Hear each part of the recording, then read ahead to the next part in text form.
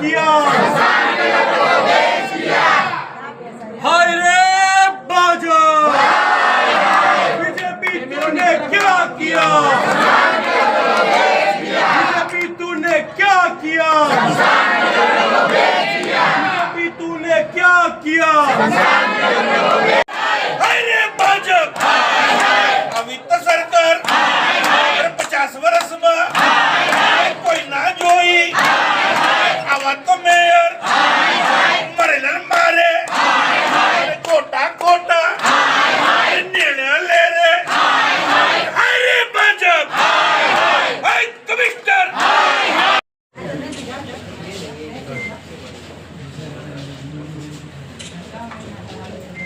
Ahmedabad municipal corporation, जिसका वार्षिक budget 15,000 crore रुपए से भी ज़्यादा का है, स्मार्ट सिटी का टैग दिया जाता है। सड़कों का मामला हो, हाटकेश्वर ब्रिज जैसा मामला हो, कि बरसाती पानी में भ्रष्टाचार का मामला हो, ये बात तो सामान्य हो चुकी है। लेकिन सबसे बड़ी शर्म की बात तो ये है कि अहमदाबाद म्युनिसिपल कॉरपोरेशन में भारतीय जनता पार्टी के राज में भ्रष्टाचार शमशान के लकड़ों तक भी आ गया है। बहुत बड़ी शर्मनाक घटना परसों ओडव विस्तार में घटी। एक व्यक्ति की मृत्यु हो जाती है, उसका परिवार अंतिम संस्कार करने के लिए ओडव शमशान गृह में जाता है।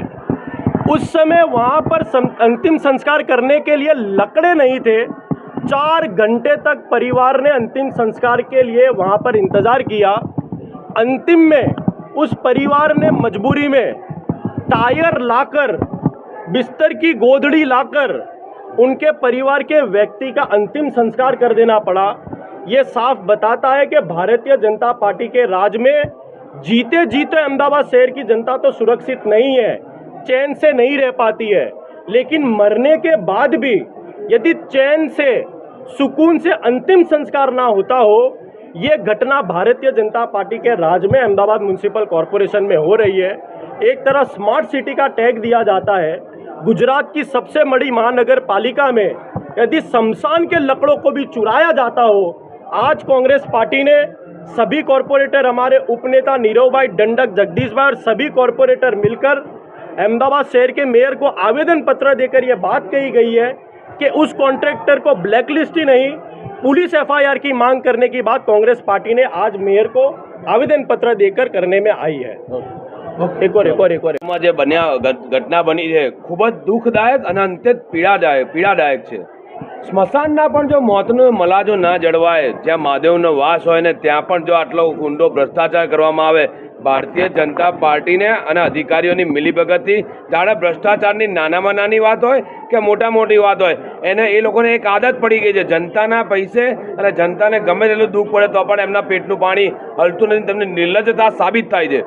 આજ 3 મહિના પહેલાં વાડજ સ્મશાન ગૃહનો મુદ્દો આવ્યો હતો। 2020માં કામ શરૂ કરવામાં હતું, રિનોવેશનના કામને 2 વર્ષની અંદર પૂર્ણ કરવાનું હતું, છતાં પણ આજે પણ 2025માં પણ 5 વર્ષ થયે પણ કામ પૂર્ણ કરવામાં આવ્યું નથી।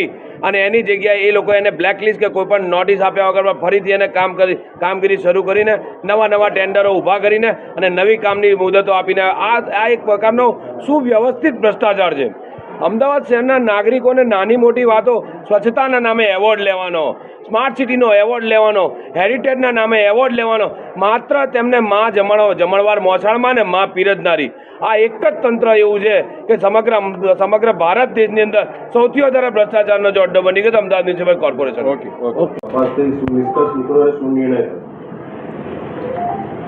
આ વિષય ગંભીર અને સેન્સિટિવ છે। કોઈને પણ સહેજે આવરી લેવામાં આવે નહીં। જે પણ આમાં કસૂરવાર હશે એની સામે કડકમાં કડક પગલાં લેવામાં આવશે।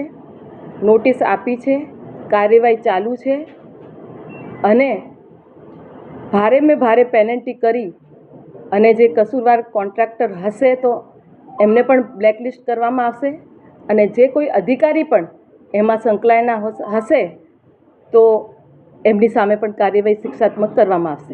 આ કોન્ટ્રાક્ટરને ભૂતકાળમાં પણ નોટિસો આપવામાં આવી હતી, એક પણ નોટિસનો જવાબ સુદ્ધા નથી આપ્યો, તેવું ખુદ આખરી નોટિસમાં અધિકારીએ ઉલ્લેખ કર્યો છે।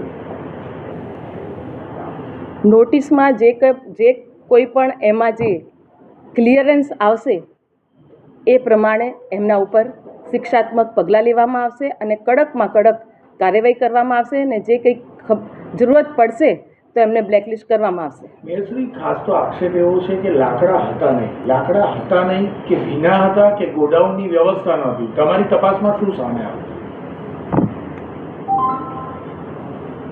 લાકડા ગોદામમાં લગભગ હતા, પણ થોડાક વરસાદના લીધે થોડાક ભીના હતા અને જે કોઈ પણ એમાં જે ફરિયાદ છે એનું નિરાકરણ તરત કરવામાં આવશે.